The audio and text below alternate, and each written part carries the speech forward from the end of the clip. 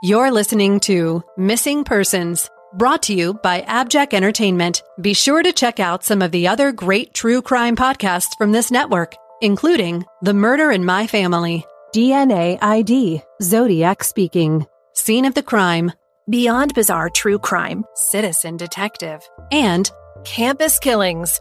All of these podcasts are available for you to binge on right now, wherever you listen to podcasts. Subscribe where you're listening to this podcast so you don't miss an episode. The views and opinions expressed by guests on this podcast do not necessarily represent those of the podcast, its creators, or sponsors. If you would like to discuss a missing persons case on this podcast, please be sure to visit missingpersonspodcast.net. This episode may contain unsettling or disturbing subject matter. Listener discretion is advised.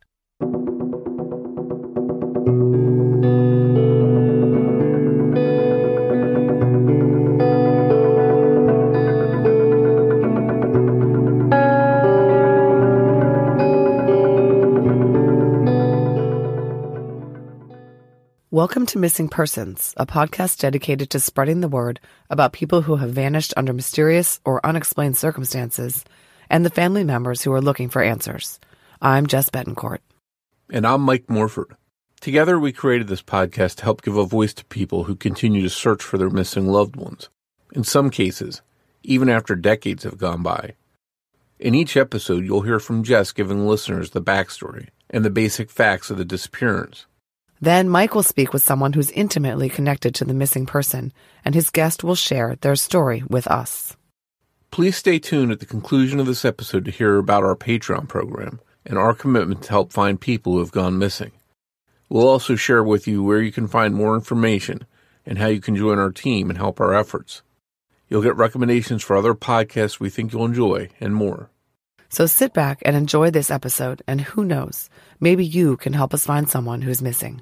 Jane Aurelia Geim Mutter was born on July 15, 1962, into a family with Native American heritage. She has 3 siblings, Mike, Shirley, and Lynn. Mike and his wife Cindy are some of our guests today.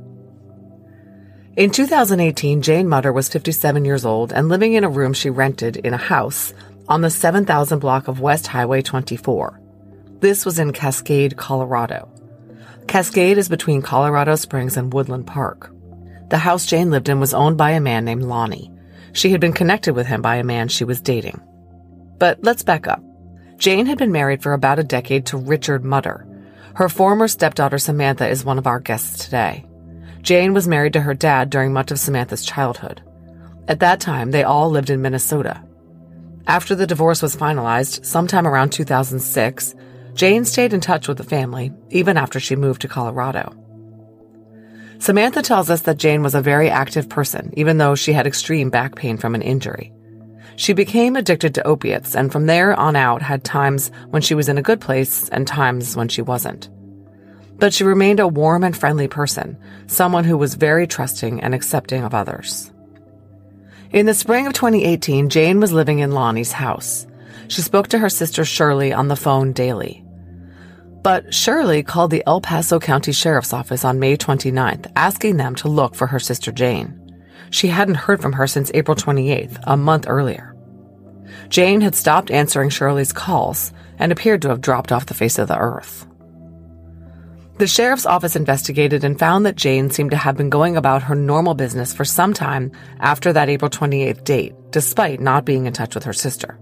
On May 3rd, surveillance video from the Vectra Woodland Park Bank on the 300 block of Highway 24 showed Jane, alone, cashing a Social Security check at 12:58 p.m. On May 4th, 2018, surveillance video from a Walmart in Woodland Park on East Highway 24 showed Jane entering the store. She drove off in a newer model Jeep Cherokee, which reportedly belonged to a friend who has since passed away. Police have verified that Jane's cell phone was used for multiple calls on May 5th. The family says that on that date, Jane was on the phone with a man she regularly talked to who lived in Amsterdam. He told detectives that as they were talking on the phone, there was a sudden clunk and the call went dead, and he never heard from her again. However, her landlord Lonnie told detectives that Jane had left for Dallas with an unknown male in a red truck. This was on May 5th around 11 a.m., he said. Jane has not been seen or heard from since that time. The police searched the house where Jane was living and discovered her room had been cleaned out and her personal possessions were gone. Oddly, her 3 dogs are also missing. However, they located Jane's purse and wallet with all her cards inside hidden in a closet and her cell phone in the garage. The last transaction in Jane's bank account took place on May 17th, 12 days after she was last seen and heard from. However, it's not clear whether it was Jane herself who conducted that transaction or someone else. According to the family, the investigators were told by a former roommate of Lonnie and Jane's that Jane was the victim of a homicide. Lonnie, her landlord, who told police Jane left with a man in a red truck, has a record of violent crimes. Unfortunately, this information about Jane being killed came from someone who has been diagnosed with Alzheimer's disease and is therefore deemed unreliable by the police. They are treating her case as a missing persons case. However, the El Paso County Sheriff's Office has acknowledged there is concern for Jane's safety.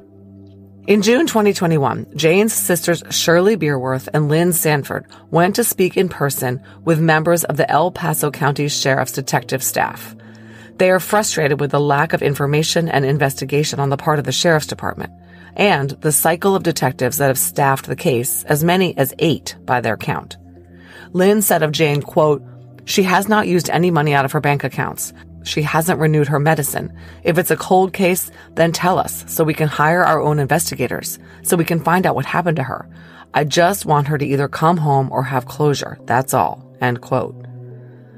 Lynn and Shirley drove around Colorado Springs posting flyers about Jane's disappearance. They are very anxious for information about what happened to her. Jane's stepdaughter Samantha tells us that her family discovered that Jane was missing in 2020. That was when they recognized that Jane had been out of touch for 2 years, which she'd never done before. She was always in contact with her sisters, her stepdaughters, her ex-husband, and others. But after May 5th, 2018, that changed. Jane's family does not believe she is alive any longer. They said the original detective on the case told them that Jane is likely deceased. Nonetheless, they would like her returned to her family, and whoever is responsible for her disappearance held accountable. The El Paso County Sheriff's Office Major Crimes Unit is asking for the public's assistance in locating Jane Mutter. Jane is described as a 57-year-old white female, 5 foot 6 inches tall, 122 pounds, with brown hair and brown eyes. She has a large Dreamcatcher tattoo on her right arm with her birth date on it. She has pierced ears and wears glasses. If anyone has any information on her case, please call the Sheriff's Tip Line at 719-520-6666. Mike Morford sat down with several members of Shirley's family to talk about her case. Those conversations are coming up after a word from our sponsors.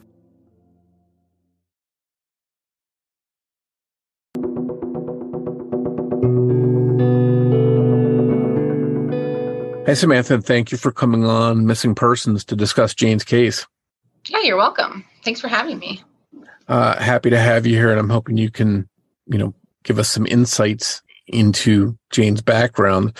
How was it that you knew Jane, and what was your relationship with her? Jane was my stepmother from 1996 until around 2003, 2006. Around 03, 06 is when my dad and her started the divorce process.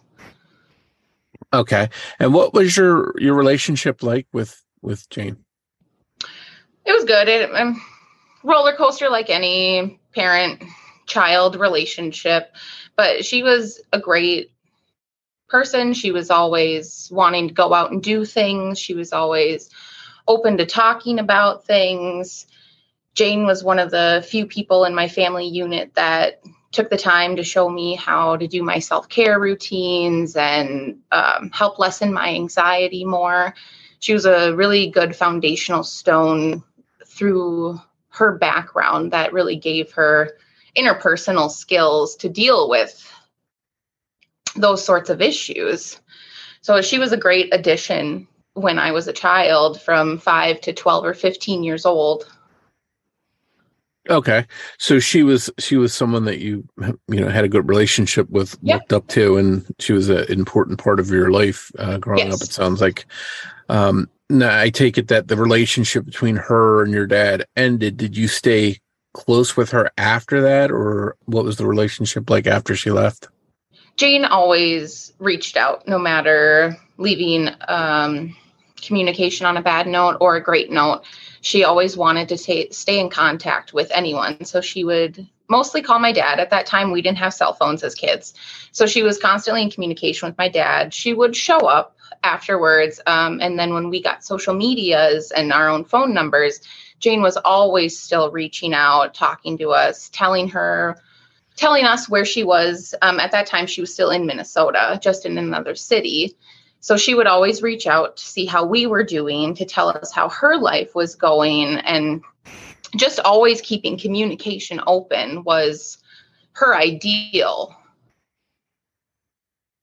So and obviously when we're talking about a missing persons here, we sort of have to open their lives up and take a look at all the pieces and see if there's anything that's a clue from, even in their past. And we have to look at a complete picture of them. And I know that, Jane was like all of us as human, had some issues. That I think you had a couple experiences that sort of stood out to you growing up. Would you be able to talk about them a little bit, about things that maybe were a little bit troubling with her? So I know right away, the first time I ever drove was 12 years old, and that was with Jane. I was her driver to a nearby city, and we'd leave around midnight, and she would have me take the Dodge Neon up to 120 miles per hour on back roads, driving her to gas stations to meet people and sell her opiates that she was getting for her terrible back pain. She had a very bad back injury, which got her started on her opiate addiction. So there was the car to driving to drug deals. There was also times where me and one of my other sisters were in a car, and we had been followed 2 towns over by a man in a van. We had to stop and call the police. I had found out later from my father that this is not the first time nor the first man that had followed her and been stalking the apartment or just following anytime the car left the building. So she had always been around shady characters just from the drug deals she had interacted in, but also she just wasn't judgmental. She was willing to open up a conversation with anybody and everybody at any time. Do you think it's possible maybe she let her guard down a little bit and, was exposed to some dangerous people maybe? I believe your guard's down anytime you are in that loop, when you're struggling with so much and reaching out for these rescues that are ultimately a demise rather than helping you. I don't think her narcotics helped her at all. It really just started her issues with dependency, meeting different types of dangerous characters, as well as moving around so much and losing contact with her family. So, I'm trying to get an understanding. What was were there different swings for her? Was she, you mentioned loop is probably a good word, but were there times when she was, not going through these struggles? Were there times where she was, clear and level-headed and stuff, and then other times that she would go through this? Yeah, she definitely had moments of lucidity, and she was very happy. We were going out, we'd go to movies, go on walks, water parks, vacation. There would be times where she would gift me and my sisters. I have 3 older sisters.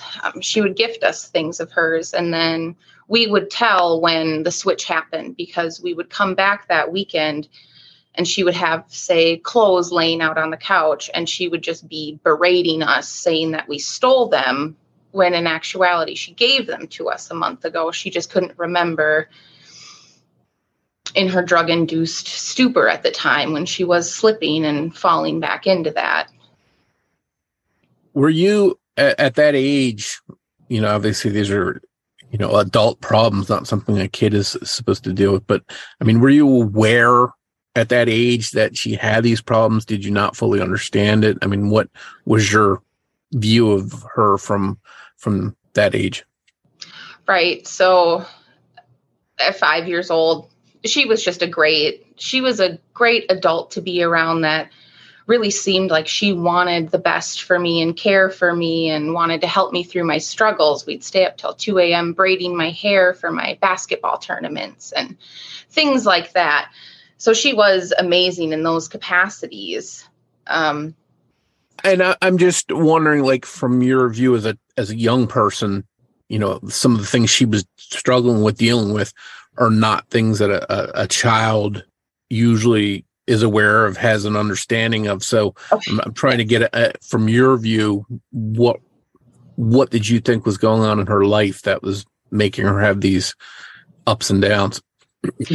Okay. Yes. So I didn't realize much until it got to the point where I was driving her to New Ulm, Minnesota, at 12 years old, was really when it set in for me. Otherwise, it was just like many adults in my life at the time. They were fine and then angry in a second. They'd be screaming at you, hitting you emotionally. But when I got to witness her selling her pills to people at gas stations is really when it set in for me at 12 years old.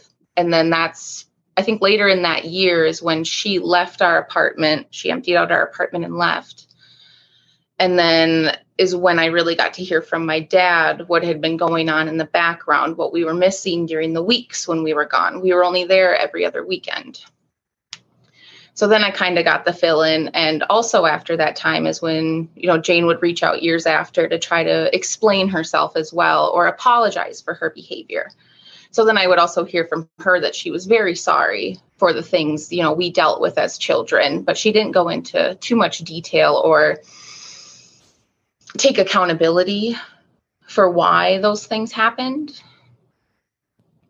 Yeah, so it sounds like she was trying to come to grips with, you know, some of the things she had done, but at the same time she was still struggling.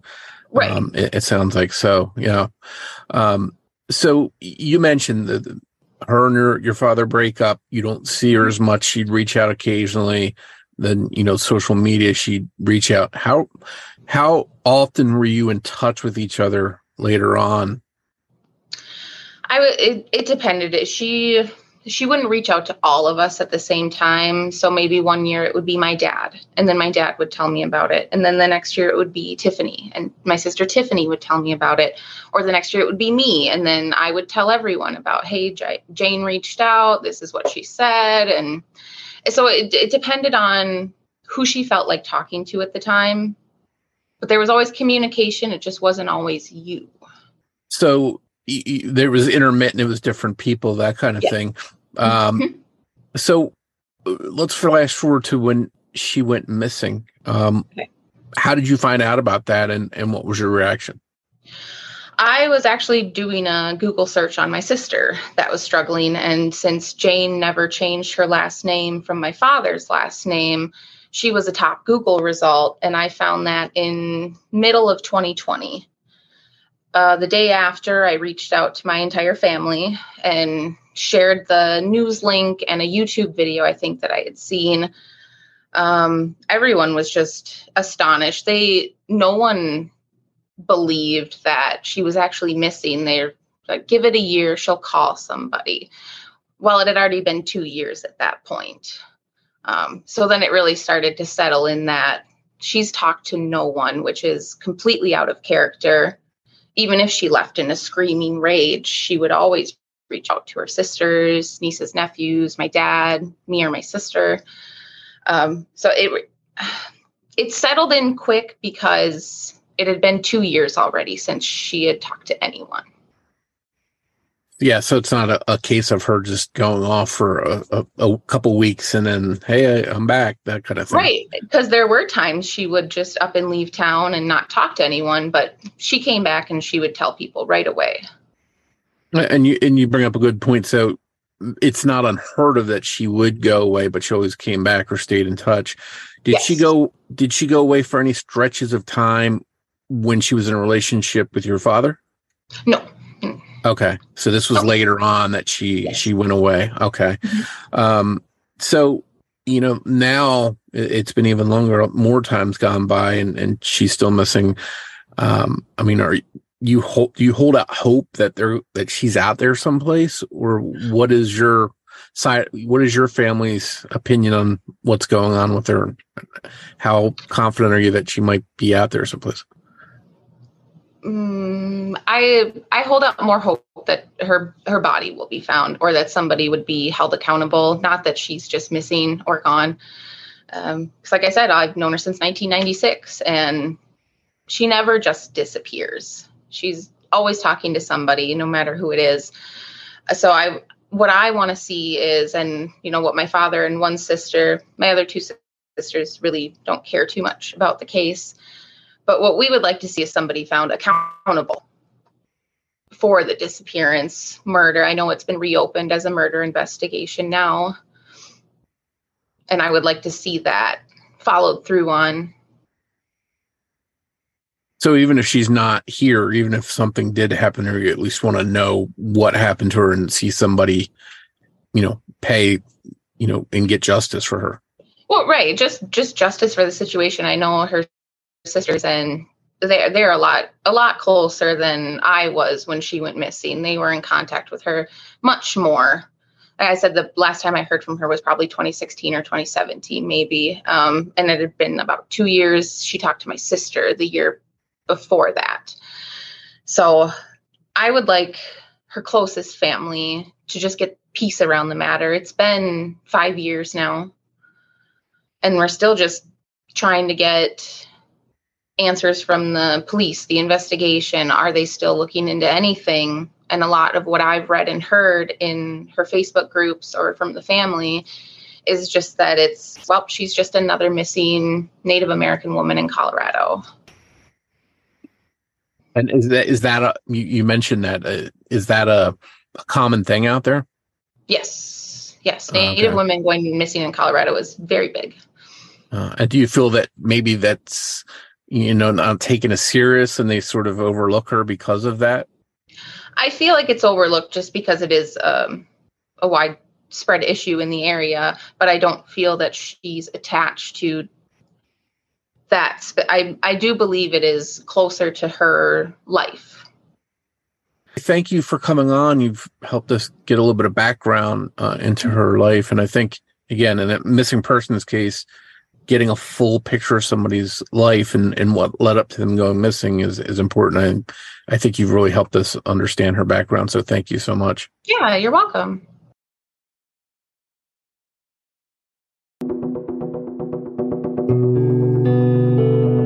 I want to welcome Mike and Cindy to the show. They are coming on to talk about Mike's sister's case. Thank you both for being here. So before we get into the details surrounding your sister Jane's disappearance, can you tell us a little bit about Jane herself? Sure. Well, she was a different individual than myself. She and I had different lives. She was into drugs. I shouldn't say she was into drugs. She had gotten into drugs when she had gotten down to Colorado again, I believe. Some of the people she hung out with weren't good people, I guess, or weren't the type of people I would hang around with. And she had gotten into a lot of arguments with her landlord that she was at there. And one of her boyfriends was in jail for drugs. And he had gotten out of jail and he helped move her into another house where she came up missing at, this Lonnie's house in Colorado Springs. I guess what else? How long did she live in Colorado for? I don't have no months. How long? I don't know.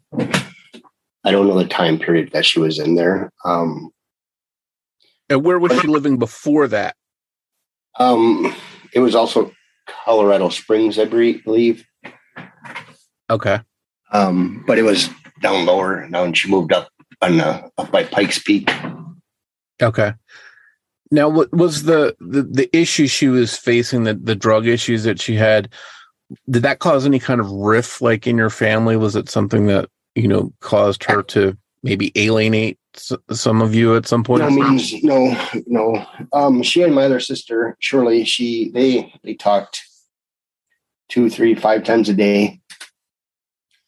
For sure, once a day, every day. Then the phone calls had stopped at one point, and she did a check on her, and she wasn't around.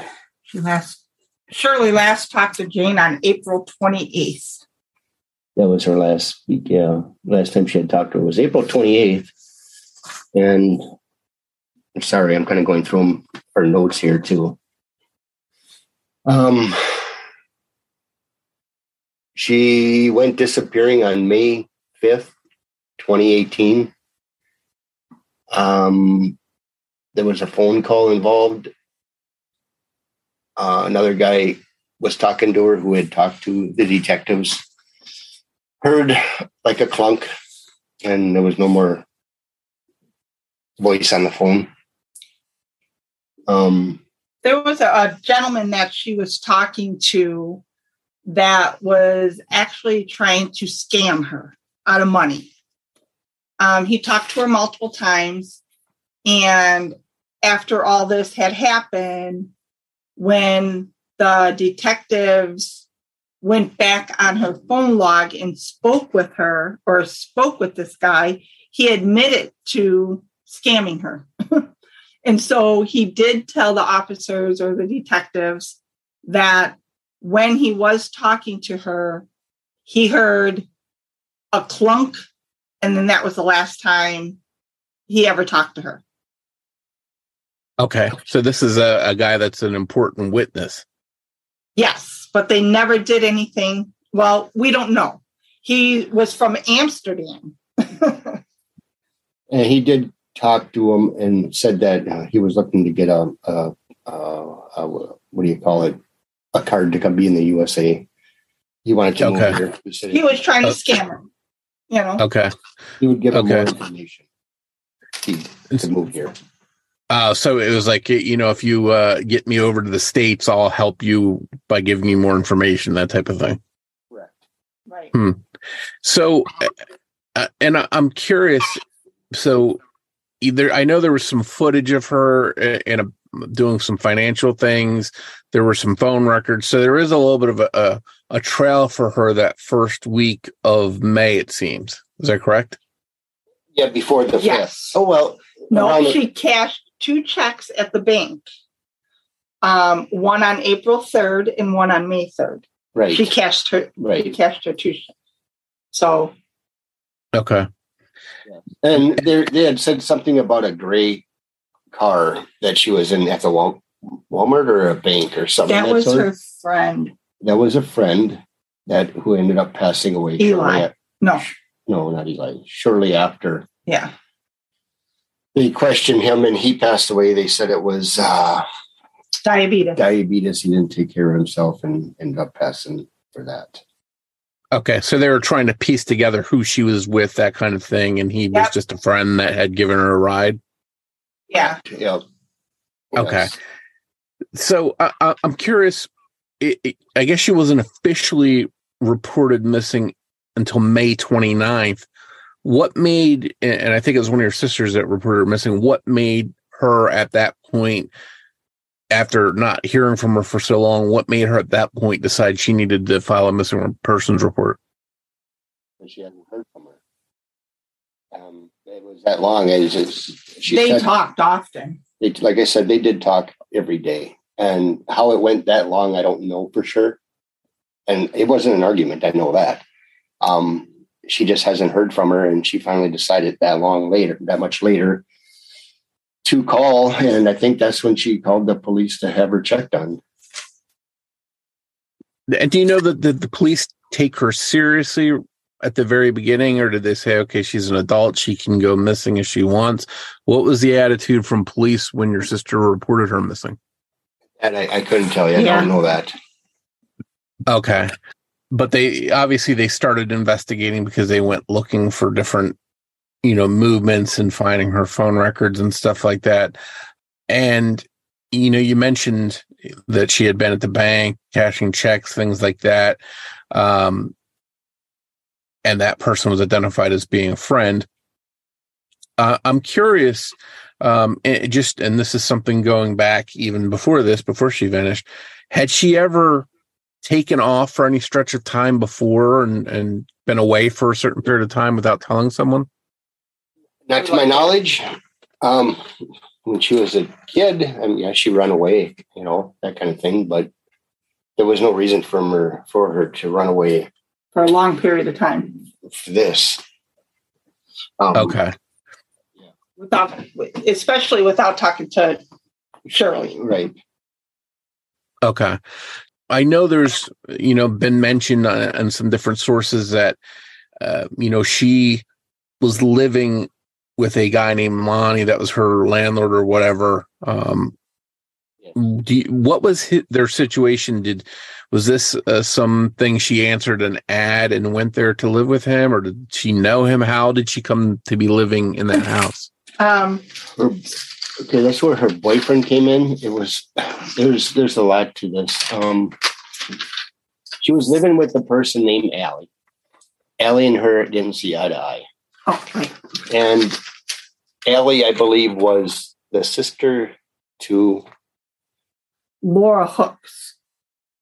Laura Hooks is who? Laura Hooks was Allie's sister. Right. Allie was a friend from Arizona, and Laura was the sister. Yes. Okay. So from a friend of a friend, she met this Lonnie. Well, no, it was her boyfriend that moved her. Also, what was the other guy's name? Eli. Eli was another roommate. Yep. Okay. So Eli. After 5 years go by, it's hard to put it all back together in the order we had heard it. Right. Well, we have it written down on the paper. So, so Lonnie and Eli lived together along with Jane. When she had moved in there. Lonnie and Eli were already there. Eli was dependent on Lonnie. He was handicapped of some sort. Correct. So Lonnie took care of Eli, which is now, well, he may be deceased at this time. We don't know. We haven't. But Eli is in a nursing home with dementia. Eli, at one point, had told his sister that Lonnie killed Jane. So the sister brought it to the detectives, and the detectives said, we cannot use that information because with Eli having dementia, it's not a worthy, Okay. And he wouldn't be able to really answer their questions or really understand what's going on. Okay. But I assume the police at least had to take that serious enough to say, okay, well, let us check this out. If they didn't? Okay. To our knowledge, they didn't. They told us straight out that they cannot use that information. Wow. Yeah, you'd think they would at least look, and you think they would look at Lonnie anyway, since she's living in his house. That would be a place they would start to at least look in that direction. Back to our first detective. He was very good with us. He was told us a lot. Flat out told us he's 90% sure that Lonnie had did something with her. What it is, he did not know. He didn't have no proof of any sort. So I don't know if you know that, she had dogs. So when they searched Lonnie's house, her room, and they went into her room, all of her stuff was gone and her dogs were gone, but they found her wallet, her purse, and her bank cards in the closet underneath a bunch of stuff. Underneath some of the stuff. And they found her cell phone in the garage. Which he said that, he put it out in the garage. Wow. So you think if she left, those are things she would want to take with her? Lonnie, wallet, credit card, phone. Yeah. They would leave their money in their cell phone. Lonnie had told the officers that Jane had left on May 5th and she was going to Dallas with a guy in a red truck. And so this is all his story. There's no verification that actually happened. This is what Detective had told us.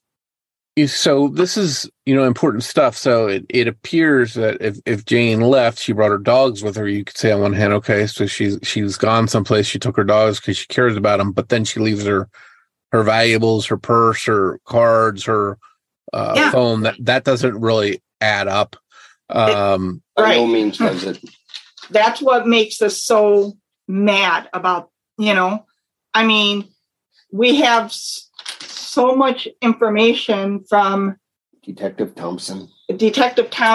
And, every time we would talk to a different detective, we would ask him about this stuff and they would be like, well, we can't talk to you. We can't talk to you about it. We can't talk to you about it, So then even on her Facebook page, if you dig deep into her Facebook page, there was one post where I can't even remember I would have to look from Brian Martinson. And I believe he posted Allie knows what happened. Allie knows what happened to Jane. We pointed it out to the detectives, and they didn't do anything. We already talked to Allie. Allie don't know anything. Yeah. So there's multiple people kind of involved in this, and there's another guy who knows a lot of what was going on there. It would have been one of her boyfriends. I think his name was Richard. His name was Richard Massey. Yes. Richard Massey. Okay. So there's a bunch of names here of people that knew Jane or who were friends with her or living with her, some combo. This is a lot of people the police can talk to at least and get a feel for, hey, when did you see her? What did she say? What, as far as you know, how many of these people were actually talked to by police? Do you know that? They won't tell us. They said when we ask what did Lonnie say about this, or what did Richard say about this, or who is Harry Miller? You know what I mean? Because that name Harry Miller is the guy that owned the red truck, and he was from Randall, Minnesota, and he's 70 years old. Remember that? He was a friend of hers from here. Yes, and he had sent Jane some money. Yes. Some money, and so they were going to get the phone records to see if he has been in Colorado. But we never, after Detective Thompson was replaced because we don't know, they won't tell us what happened. Ever since then, it just went cold. They won't talk to us. They say if we mention it to them, then if anything ever has to go to court, then we would have to be dragged into court. Well, let's take it, It's so. Yeah. Well, and I want to touch on something you just said. You mentioned that the guy's name from Minnesota, you mentioned Harry Miller. Okay. So he had a red truck, and supposedly Jane had left to go to Dallas with a guy in a red truck. Is that correct? What Lonnie had said to the detective, correct? Okay. So it's possible that this guy in the red truck that was taking her to Dallas could have been this Minnesota guy, but that's something that we don't know for sure if the police verified that. Is that correct? That's correct. Correct. Okay. So, obviously that's a clue to at least start off, search with and talking to him. Hopefully they did do that. But it also would allow, a possibility of witnesses seeing her leaving, seeing this red truck, finding out if she ever arrived in Dallas, if anybody there saw her. Obviously she's got 3 dogs. If she had them with her, then that would be something that would stand out, you would think, to a lot of people. I'm curious. Right. I'm curious, just while we're talking about the dogs, because maybe somebody would even recognize them. Are there any photos of her dogs, or what kind of dogs are they? Anything we could give listeners that might help. On her Facebook page, is her Facebook page still up and running, right? Yeah, it hasn't been shut down. Yeah, has a picture of her with her dogs sitting on a picnic table in front of, it looks like a hotel or a motel or something like that, but that was a couple years back, or this was a couple years prior to her going missing. Okay. They did say that they were going to, it says, detective is getting phone records to see if that Harry Miller has been in Colorado. But again, we haven't heard any follow-up. Okay.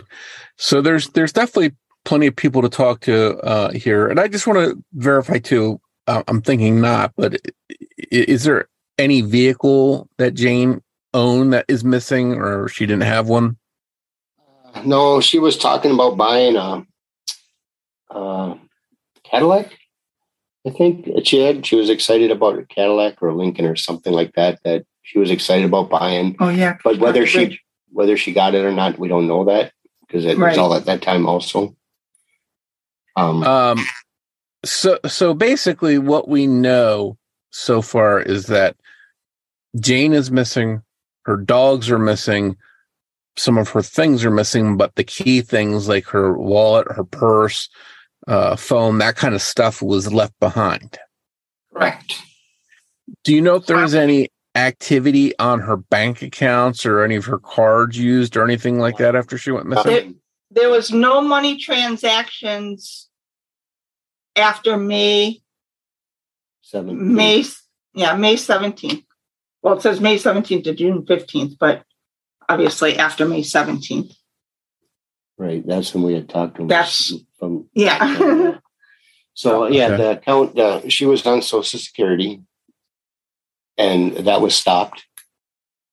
Of course, a few months later, I think it got stopped. And her bank account still to this day has not been touched. Which you think if she was out there someplace, she'd want to use that. So that's not a good sign that that's happened. So, there's been a little bit of speculation by some people that, hey, this Lonnie guy seems like a obvious suspect, but he's got a brother that's a policeman, and maybe they're protecting him somehow. Have you heard that or gotten that vibe? I know that for a fact. He has a record. He has a record. He's not a good person. He drug a guy behind a pickup. He hit his dad with a baseball bat. He was in jail for quite a few things.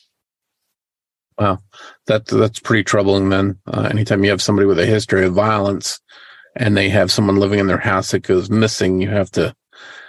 It's got to be a real red flag. Yes. So at this stage, I'm curious, is your family worried that the worst has happened and that, Jane met with foul play, or do you think there's any possibility she's still out there someplace alive? Not a possibility at all, no. A detective pretty much told me that, unfortunately, he don't think she's around anymore. Gravity probably had something to do with it. And unfortunately, with the wildlife that they have, they have there in Colorado, they probably won't find anything. Another thing,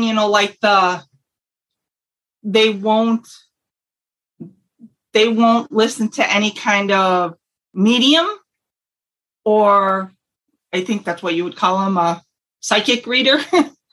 We've had 2 of them come to us about that.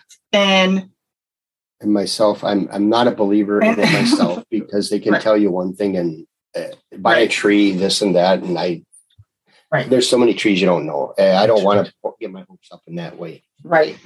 Sure.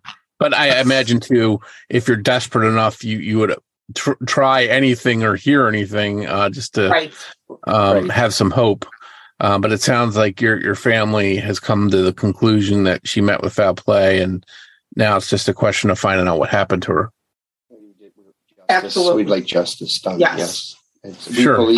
We believe that Lonnie did something to her. Like I said, that detective had told us that he's pretty sure.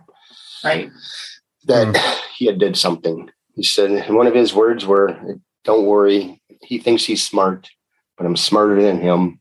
And when he told me he was leaving, I reminded him he said that. And yeah, he pretty much bitched me out for it.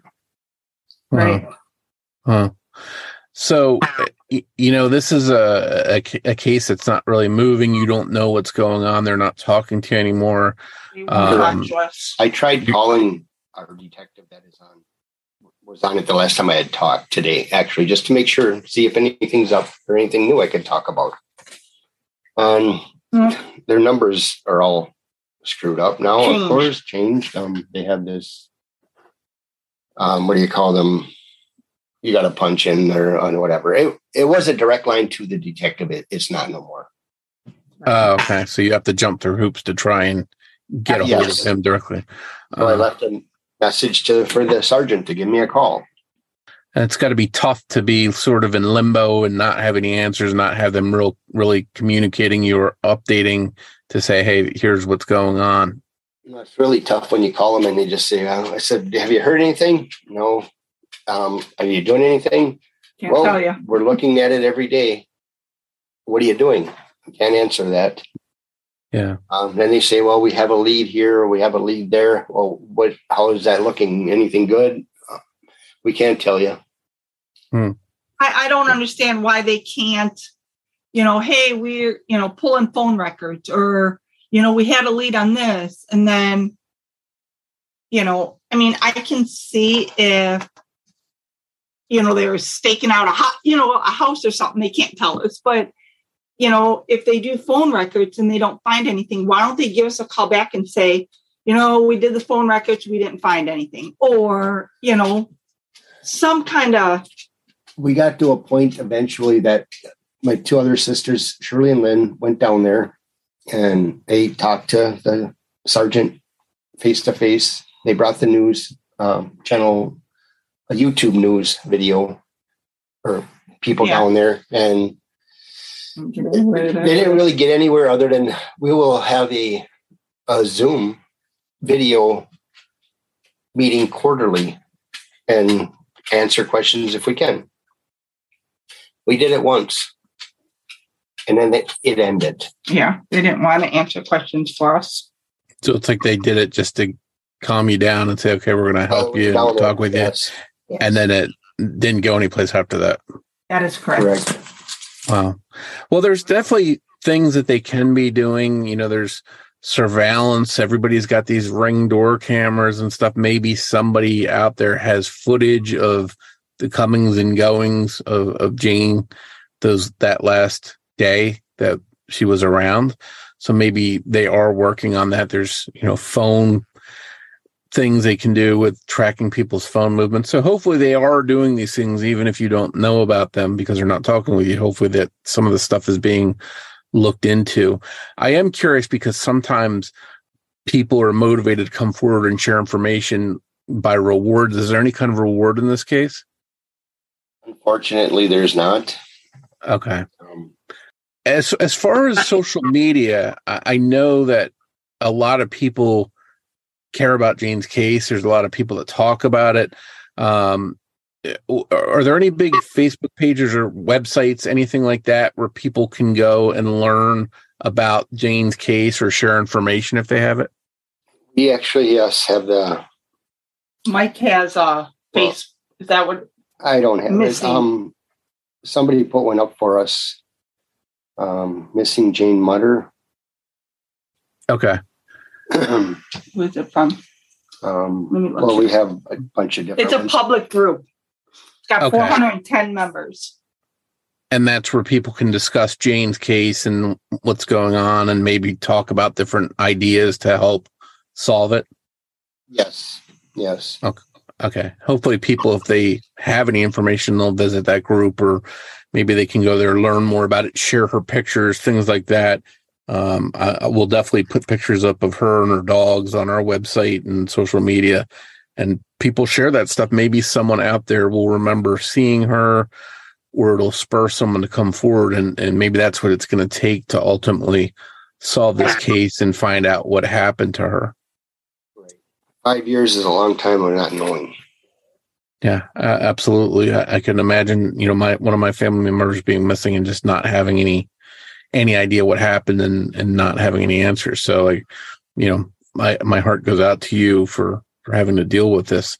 But we'll do our part to get the word out there, and hopefully it helps. And I want to thank both of you for coming on and helping us talk about the case and learn some of the details of it. And I hope that your family finds out what happened. Thank you very, very much. We greatly appreciate it. We hope you enjoyed this episode of Missing Persons. If you can provide any information to help solve the case we discussed in this episode, please contact the appropriate authorities. If you enjoy this podcast, please take a moment to tell your friends about Missing Persons and invite them to listen to the show. Word of mouth will help us grow and bring these cases to a larger audience. You can also help us by taking a moment to rate and review Missing Persons on the platform you're listening to us now on. We'd like to tell you a little bit about our Patreon program. If you visit patreon.com/missingpodcast, you can sign up to help this podcast through ongoing monthly support. As a thank you, we'll give you an on-air shout-out, a thank you card and sticker, plus you'll get early or ad-free access to episodes of the show and any bonus content. Your Patreon support also goes towards helping the missing, because every dollar that we earn through Patreon will be split with charlieproject.org, the wonderful website that's been sharing information about so many missing persons cases for years. We hope you'll consider supporting the show. Just a reminder that new episodes of Missing Persons air every other Saturday. If you want to find us on social media, we're on Facebook at facebook.com/missingpersonspod. We're also on Twitter with the handle @missing_pod. And of course, you can find us and contact us through our website, missingpersonspodcast.com. On behalf of Jess Betancourt, this is Mike Morford saying thanks, and we'll see you next time on Missing Persons.